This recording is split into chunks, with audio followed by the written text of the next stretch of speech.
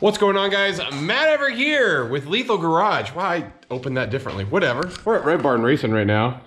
This man's hurt. I stabbed him in the leg, and now he can't walk.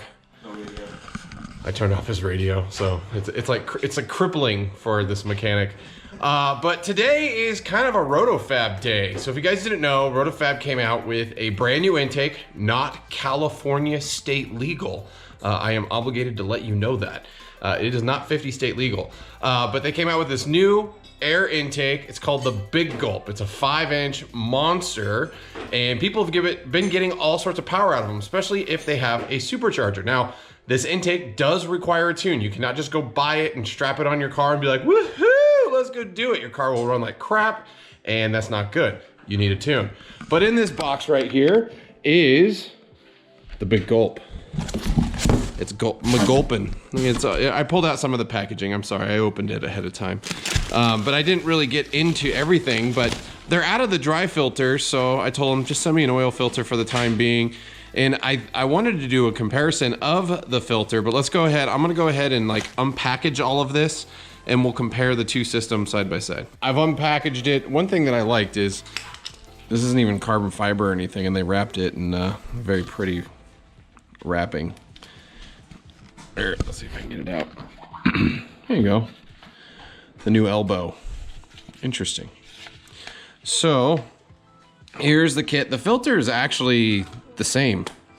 So, I don't think there's any difference in the filter size, per se. The difference is in the primary tube. So that's I believe it's 4-inch, if I'm not mistaken. Maybe it's even smaller.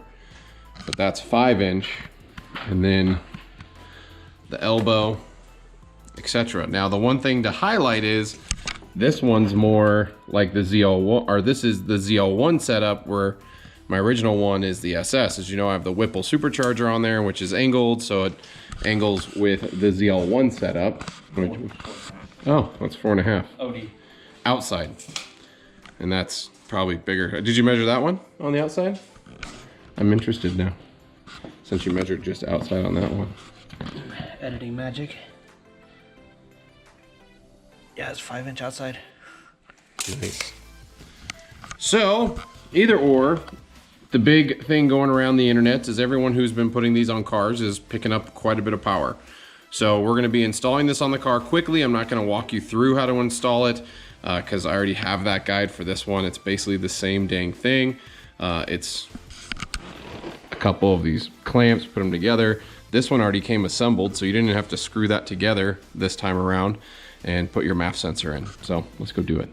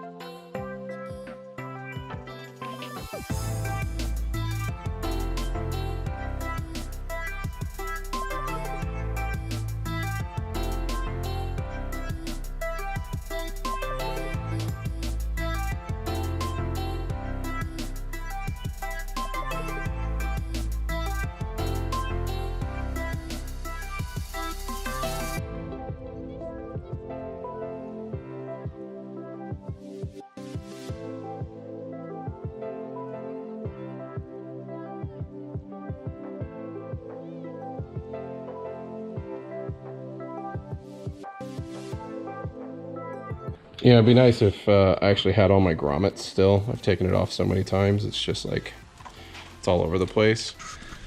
Roto-Fab, Big Gulp Series. So, as you can see, install complete. Really the biggest difference is because this isn't a full enclosed case, it does seal off with the rubber trim molding, but you had to put trim molding on the top side and the bottom.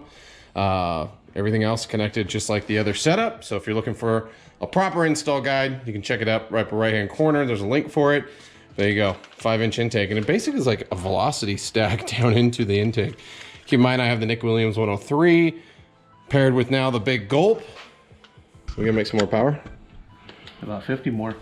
Oh, that'll be glory. That's normal. We'll see what happens. So there you have it, Roto-Fab big Gulp intake. I love the way it looks. It looks like all the awesome Roto-Fab products installed. So now really it comes down to fixing what are they called? Fixing the hose clamps, because some of them are crooked and my OCD is going crazy right now, but it is what it is. Okay, I'm feeling a lot better about that. They're lined up better. We be good. We good. Just gotta clean it. That's some great English right there. We be good. It's installed. It's good enough. Mike's gonna go ahead and scale it, right? Yeah. He's gonna scale it for the intake, and we'll be good to go. So I don't know if we'll have dyno numbers on this, but we'll definitely have track numbers. But I do know from all the videos and everyone I've seen putting big Gulps on cars with superchargers, they're gaining 40 plus rear wheel horsepower. Now, will we see that in my build? Remains to be seen, but we'll see what those time slips say.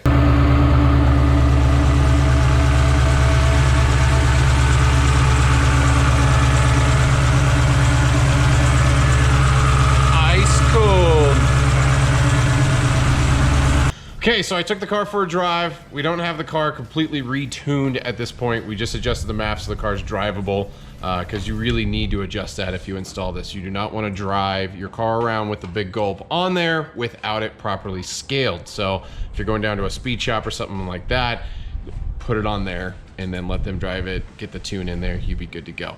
That being stated, I will say driving the car around, there is a lot more new noise coming from that intake than before.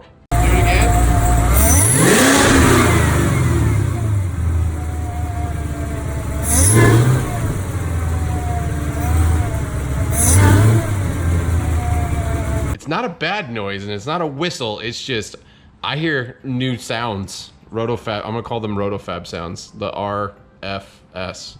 The RFS is increased. No? Is that too much? I don't know.